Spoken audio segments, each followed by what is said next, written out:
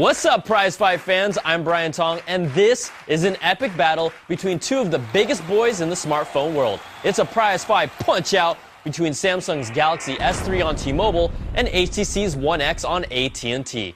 Our judges for this fight are senior editor Jessica Duke It Out Dolecourt, senior editor Brian Boom Boom Bennett, and myself. All night long, all night. We'll take all three judges' scores and average them out to the nearest 10th each round. The final Prizefight score will be an average of all rounds using the same system. It's a 5-round throwdown. Round 1 is designed. Samsung's Galaxy S3 brings a sleek and silky body that's comfortable to hold with its 4.8-inch Super AMOLED display that looks great but has a dimmer screen even with the brightness turned up. It still suffers a little from its plasticky feel, but overall, the design here is still make-out worthy. Now, HTC's One X also delivers with a more elegant polycarbonate plastic backside with a solid weight and build quality. Its 4.7-inch display is brighter and pops better. It's a little more square on the corners, but I can't say I'm the biggest fan of its camera lens that sticks out like a big bump. Now, these phones both look amazing, and we're calling this round a tie at 4.7 points apiece. Next round is user interface and controls. Both of these phones bring their own flavors of ice cream sandwich to the table, and Samsung brings a much more tamed-down version of its TouchWiz interface that's less intrusive, and we like its look and feel. Its physical button has multiple functions to bring you back to the home screen, view your current open apps, or activate its S-Voice feature. Hi, Galaxy. Hi, nice to meet you. Now, you'll still have the same customization for widgets, but it still feels a little like a mishmash with gingerbread and ice cream sandwich.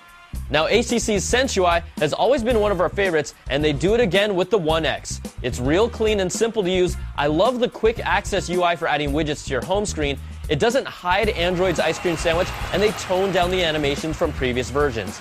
Now, HTC takes this round with a perfect 5, and Samsung gets a 4. So after averaging 2 rounds, HTC leads by half a point. Next round is features.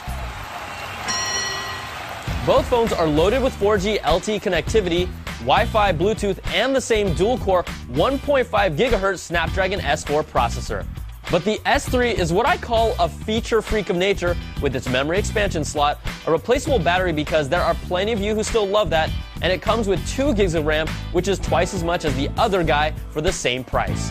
Now, it comes in 16 gig or 32 gig options, but that's not all. Samsung's S-Voice allows you to interact with your phone with voice commands. Even if it's half-baked, it does work on some levels. Good morning. Also, the ability to transfer data with S-Beam works pretty seamlessly right out of the gate, and the gesture controls might seem a little gimmicky, but I'd actually use the screen capture swipe with my palm. The HTC One X comes with 32 gigs of storage, but no memory expansion slot and no replaceable battery.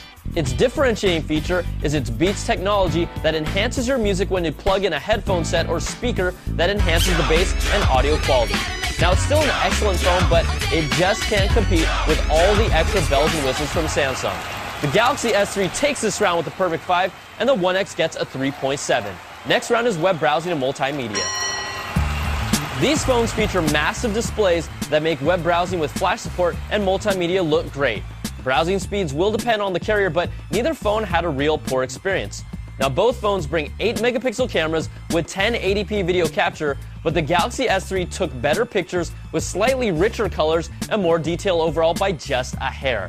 And when it comes to watching video, you can't go wrong on either guy, but if you're using headphones, Beats Audio will make a difference. Samsung just gets the edge in round 4 with another perfect 5, and HTC gets a 4.7. So after 4 rounds, Samsung is now on top, and the final round that decides it all is call quality and performance. In the smartphone world, performance counts, and both phones really feel fast and responsive when you're moving through their menus and UI, and you don't feel like you're losing out with either one of these. Now, 4G performance was also solid for both phones in the San Francisco area. Now, call quality in our test had the HTC One X sounding slightly cleaner compared to the S3, but being on multiple carriers and different areas will affect the true result. But there was nothing glaring here that would give one phone an advantage. We're calling this round even with a tie at 5.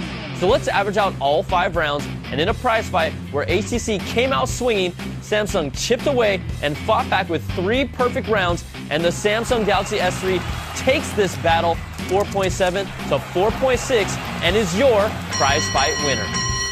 Now, you guys really can't go wrong with 2 of the best phones on the market right now, but only one can reign supreme. I'm Brian Kong. Thanks for watching. We'll catch you guys next time for another prize fight. Whoop, whoop.